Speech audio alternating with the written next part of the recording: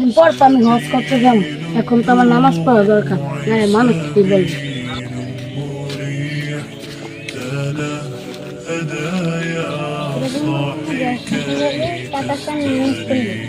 আরে রফিকের কাছে টাকা পাই, সেটা দিয়ে যাব।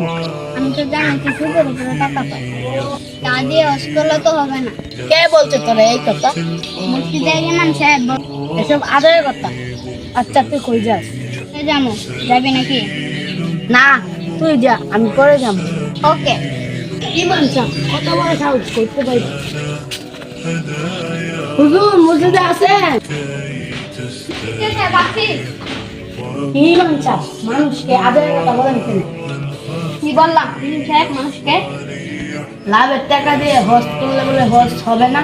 আপনি যে লাভের কথা বলেন তাহলে সুদ আর সুদ খাওয়া হারাম, তাই সুদের টাকায় হজ করলে তা হবে না, এবং তা দিয়ে আমি ঠিক করলে কোনো লাভ নেই। আপনি বেশি কথা বলেন, দাঁড়ান আপনাকে বিদায় করার ব্যবস্থা করতেছেন। এই আল্লাহ আপনি তার হেদায়েত দান করুন।